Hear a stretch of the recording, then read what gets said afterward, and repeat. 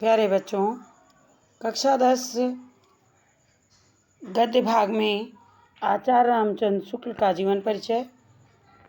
आचार्य रामचंद्र शुक्ल का जीवन परिचय बोर्ड परीक्षाओं में बहुत पूछा जाता है, अधिकांशतः पूछा जाता है। इनके संक्षिप्त जीवन के बारे में, इनका जन्म सन 1884 ईस्वी, जन्म स्थान अगोना नामक गांव, मृत्यु सन 1941।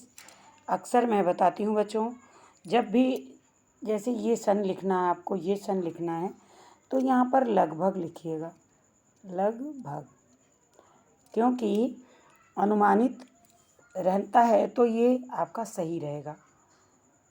आप लगभग लिखिए, लगभग सन 1941 ईस्वी में। भाषा में कोई कुछ परिवर्तन नहीं करना, संस्कृत, मिश्रित, शुद्ध परिमार्जित, खड़ी बोली। शैली इनकी सामासिक शैली, निबंध, चिंतामणि भाग 1, 2 और विचार भी थी। इतिहास में हिंदी साहित्य का इतिहास, यह साहित्य का प्रथम वैज्ञानिक प्रमाणिक इतिहास है। आलोचना इनकी सूरदास, रसमीमांसा काव्य में रहस्यवाद।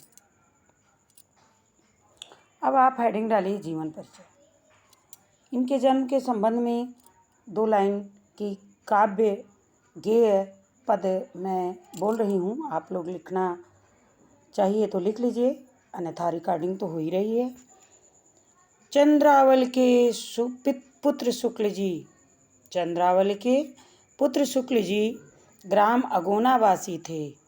चंद्रावल के पुत्र शुक्ल जी ग्राम अगोना वासी थे। काशी की नागरी प्रचारणी सभा के संस्थापक थे। काशी की नागरी प्रचारणी सभा के संस्थापक थे। जीवन परिचय हेडिंग डालिए। इसको जो मैंने कोटेशन बोला है, इसको सबसे ऊपर आप यहाँ पर लिख सकते हैं, ऐसे इन्वर्टेड कामा लगा करके। आचार्य रामचंद्र शुक्ल का जन्म बस्ती जिले के अगोना नामक गांव में लगभग सन 1884 ईस्वी में हुआ था। आपके पिता का नाम चंद्रवली शुक्ल था, जो अरबी फारसी भाषा के प्रेमी थे, इसलिए उनकी 8वीं कक्षा तक शिक्षा उर्दू फारसी में ही हुई, परंतु हिंदी के प्रति इनका बड़ा अनुराग था। इंटर परीक्षा पास करने के बाद मिर्ज़ापुर के मिशन स्कूल में कला के अध्यापक हो गए। कला मतलब ड्राइंग, आर्ट, जिसको आर्ट कहते हो आप लोग अंग्रेजी में। अध्यापन कार्य करते हुए हिंदी, उर्दू, संस्कृत और अंग्रेजी साहित्य का गहन अध्ययन किया, जो आगे चलकर उनके लिए बड़ा उपयोगी सिद्ध हुआ। आपकी कुशाग्र बुद्धि, और कुशाग्र बुद्धि माने बहुत तेज बुद्धि। कुशाग्र बुद्धि का मतलब कुश के अग्र के जैसी जिसकी बुद्धि तेज हो। कभी आप लोग बच्चों कुश अगर देखे हो तो छूते ही वो इतना शार्प होता है कि आपको नुकसान पहुंचाए, काट देगा। तो इसलिए कुशाग्र माने बहुत तेज बुद्धि।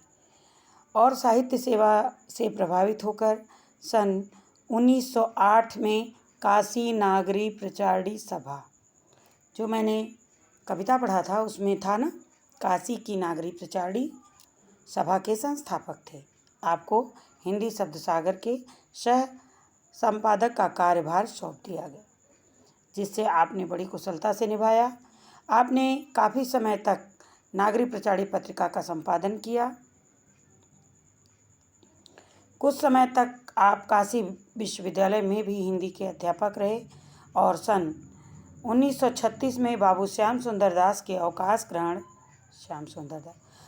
ग्रहण करने पर हिंदी विभाग के अध्यक्ष चुन लिए गए। आपके संपूर्ण जीवन काल में बड़ी तत्परता और तल्लीनता के साथ हिंदी साहित्य की सेवा की। सांस रोग से पीड़ित होने के कारण सांस लेने में दिक्कत होती थी, उसको सांस रोग बोलते हैं। सांस कारण हृदय गति मतलब हार्ट की परेशानी हुई। रुक जाने से सन 1941 के लगभग में आपका देहांत हो गया। बच्चों ये जीवन परिचय है। अब आप साहित्यिक परिचय हेडिंग डालिए। साहित्यिक परिचय के बारे में आपको बताते हैं। हिंदी साहित्य में आचार्य शुक्ल जी का प्रवेश कवि और निबंधकार के रूप में हुआ। आपने अंग्रेजी और बांग्ला भाषा के कुछ सफल अनुवाद किए। बाद में आलोचना के क्षेत्र में पदार्पण किया, मतलब आलोचना के क्षेत्र में भी फिर आपने कार्य शुरू किया। सबसे पहले ये एक निबंधकार के रूप में थे और कवि के रूप में थे, लेकिन बाद में आलोचना के क्षेत्र में भी आ गए। पदार्पण मतलब आ गए, काम करने लगे।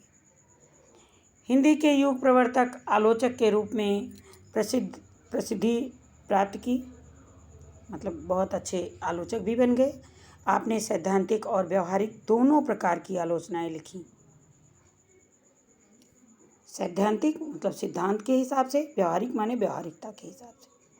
आप मनोवैज्ञानिक निबंधों के भी प्रणेता रहे हैं, मतलब शुरुआत करने वाले रहे। चिंतामणि के निबंध इसी कोटि के हैं। तुलसी, जायसी और सूर पर आपने लंबी व्यवहारिक आलोचनाएं लिखी। आपने हिंदी साहित्य का इतिहास लिखकर लेखन की परंपरा का सूत्रपात किया। हिंदी साहित्य का इतिहास लिखा।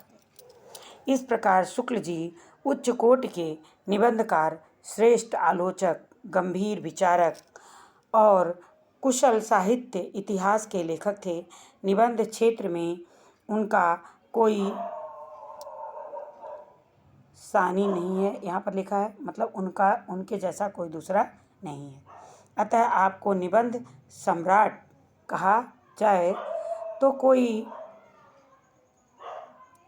अत्युक्ति न होगी, मतलब कोई इसमें मतलब बहुत बढ़ा चढ़ा के कहने वाली बात नहीं होगी।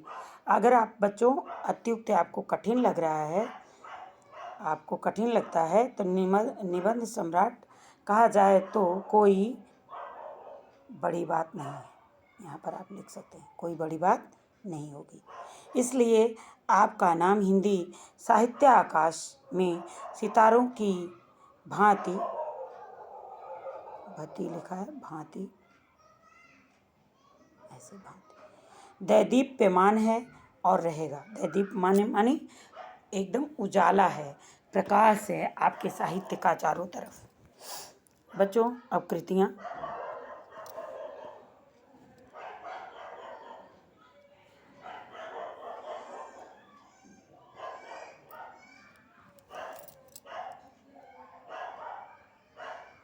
कृतियाँ। हिंदी साहित्य में शुक्ल जी का आगमन कवि और निबंधकार के रूप में हुआ, किंतु बाद में आप समालोचक भी हो गए, इसलिए आपकी रचनाओं में विविधता है।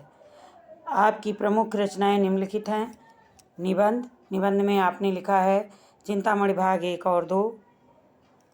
निबंध में आपने चिंतामणि भाग 1 और 2, विचार वीथी।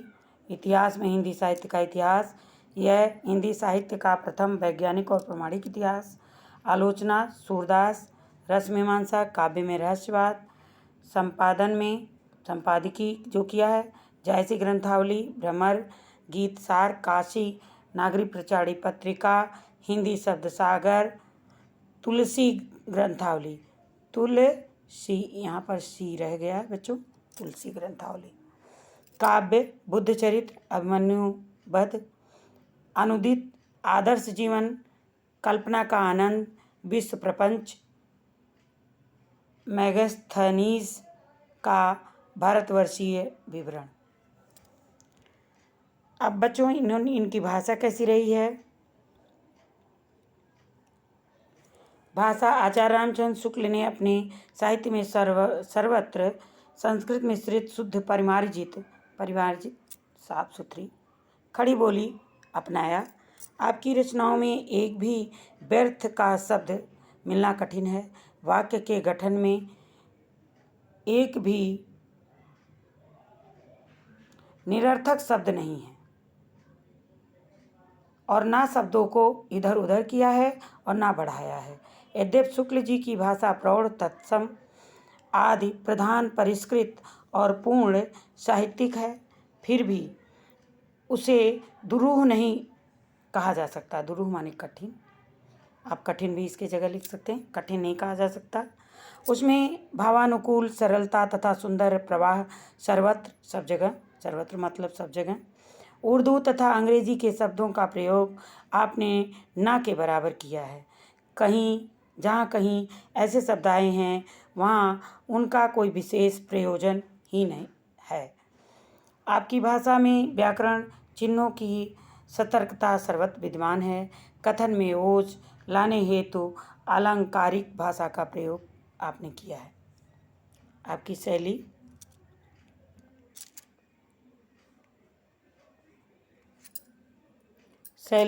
आचार्य रामचंद्र शुक्ल की शैली सामासिक, कम से कम शब्दों से बड़ी बड़ी बात कहा शुक्ल जी की शैली की विशेषता है। आपकी शैली के विविध रूप निम्नलिखित हैं: आलोचनात्मक शैली, वर्णनात्मक शैली, व्यंग्यात्मक शैली और विचारात्मक शैली। इन 4 शैलियों का प्रयोग आपके गद्य में मिलता है। आपका इतिहास गद्य साहित्य में आपका क्या स्थान रहा है? आचार्य रामचंद्र शुक्ल हिंदी साहित्य के युग प्रणेता साहित्यकारों की कोट में आते हैं। ये श्रेष्ठ आलोचक, गंभीर विचारक और उच्च कोटि के निबंधकार थे। निबंध के क्षेत्र में उनका कोसानी नहीं है, उनके जैसा कोई दूसरा नहीं है। अतः इन्हें निबंध सम्राट कहा जाए तो कोई अत्युक्ति न होगी। अतिशयोक्ति, अत्युक्त या बहुत बढ़ा चढ़ा के कहना नहीं होगा।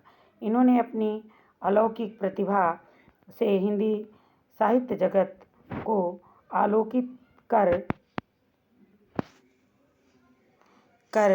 नवीन मार्ग पर अग्रसरित किया और उसे उच्च शिखर पर लाकर खड़ा कर दिया। इसलिए इनका नाम हिंदी साहित्य आकाश में सितारों की भांति दैदीप्यमान है और रहेगा। ठीक है बच्चों, जहाँ कहीं समझ में नहीं आ रहा है अगर, तो कमेंट करना और कमेंट करके अपनी समस्या को कमेंट के माध्यम से पूछें। लाइक करना, सब्सक्राइब करना और अपने साथियों के साथ शेयर करना।